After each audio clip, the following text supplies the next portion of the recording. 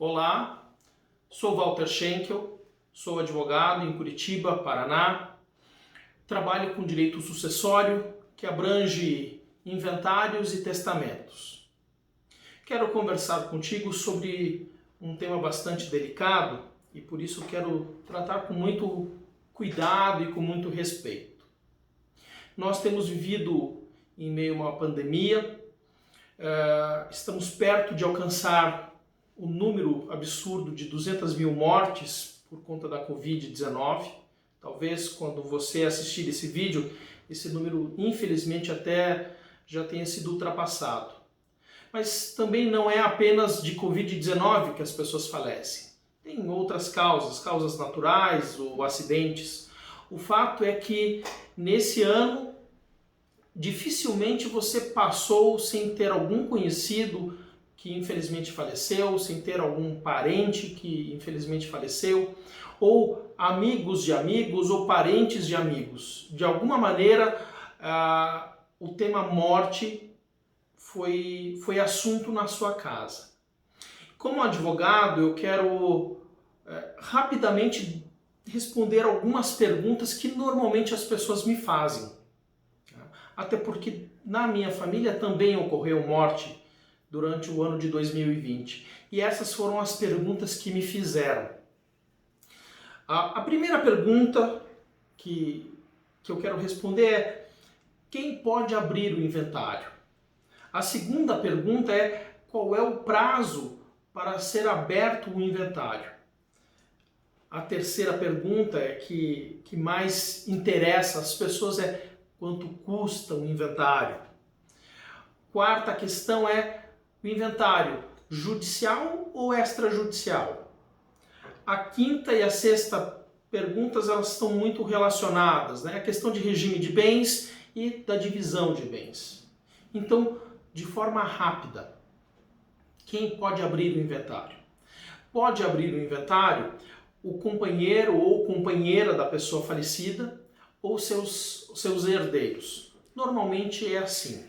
Também pode acontecer de um terceiro. Por exemplo, você tem um crédito com alguém que faleceu e você sabe que essa pessoa tem bens, mas o inventário não é aberto nunca. Você pode se agilizar e abrir esse inventário. Mas nos casos normais, quem costuma abrir o inventário são os cônjuges, marido ou mulher da pessoa falecida, ou seus filhos. Prazo para abrir o inventário: 60 dias após o falecimento. Veja, a morte traz tantas coisas, né? A gente perde uma pessoa querida, a gente tem que lidar com a perda, com o luto, e mesmo assim tem esses assuntos burocráticos que precisam ser tratados. Então, por isso eu digo que com respeito e com cuidado eu quero trazer essas questões. 60 dias após o falecimento da pessoa, apenas 2 meses. Talvez você deva estar pensando: o inventário daquela pessoa querida não foi aberto e já passou os 60 dias. O que eu posso fazer? Bom, após os 60 dias, fica a critério do juiz. Na verdade, existe uma regra, existe uma lei que diz que depois dos 60 dias deve ser cobrada uma multa. Mas fica a critério do juiz cobrar essa multa. Então, se o inventário não foi feito, a minha sugestão é que você procure um advogado o mais rápido possível. Um advogado especializado em direito sucessório para fazer a abertura desse inventário o quanto antes. Quanto custa o inventário? Essa é a pergunta que as pessoas sempre querem saber. Bom, nós temos 2 custos grandes no inventário. Um custo é o custo do imposto. No Paraná, eu estou sediado em Curitiba, o meu escritório está sediado em Curitiba. No Paraná, o imposto do inventário, que se chama ITCMD, é de 4% sobre o valor do patrimônio. Tem estados que têm alíquotas menores, tem estados que têm alíquotas maiores, tem estados que têm alíquotas progressivas. No Paraná é 4% sobre o valor do bem. Tá? Então, digamos que a pessoa tem um patrimônio de 100 mil reais, o que é muito pouco, porque qualquer casa hoje vale mais do que isso. Mas, num valor hipotético, a pessoa tem um bem, tem um patrimônio de 100 mil reais. O imposto a ser pago é de 4 mil reais. Tá? Então, por ali você já pode fazer a conta. Outro custo é o custo dos honorários advocatícios. Segundo a tabela da ordem, para o Paraná, tá? Isso vale para o Paraná. Cada estado tem o seu valor. É de 5% sobre o valor do bem. Tá? Então, esses são os grandes custos do inventário. Tem outros que são os custos das certidões que devem ser tiradas, mas são custos menores. O inventário, judicial ou extrajudicial? Bom, nós temos duas maneiras de fazermos um inventário. O inventário judicial é quando há uma disputa em família ou quando há menores, tá? Quando há uma criança, por exemplo, menor de idade é um herdeiro, então é necessário fazer o inventário judicial, procurar um advogado, esse advogado vai ajuizar uma ação de inventário e para fazer a divisão dos bens.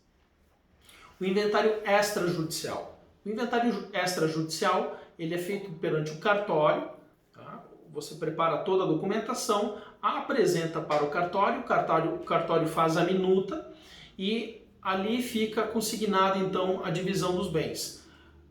É necessário advogado? Sim, em todas as duas situações. Há diferença de valores? Para o estado do Paraná, não, mas para cada estado tem a sua forma de cobrança, como eu já havia dito, conforme a tabela da OAB. O regime de bens. Isso é importante saber qual é o regime de bem que a pessoa falecida tinha com o seu cônjuge, com o seu companheiro ou sua companheira, para saber como será feita a divisão de bens futuramente.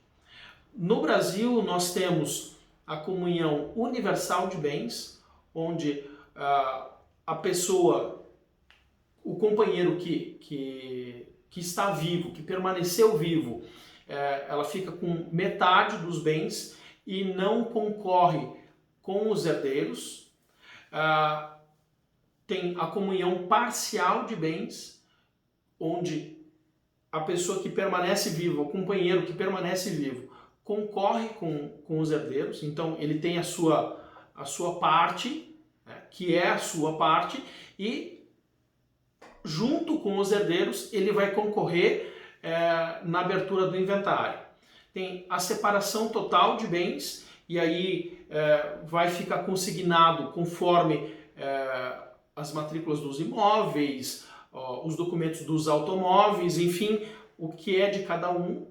E além desses regimes de bens, tem ainda a divisão por aquestos, que não é um regime, apesar da legislação dizer que ele existe no Brasil, não é um regime comum, não é um regime que as pessoas decidam fazer os seus casamentos por esse regime.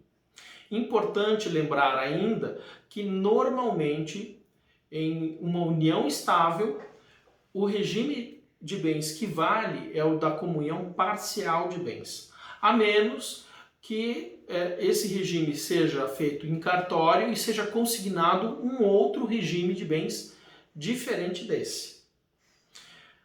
Bem, essas são as 6 perguntas. De forma rápida eu procurei respondê-las. Claro que não me aprofundei em nenhum dos temas, porque esse é um vídeo curto apenas para seu conhecimento.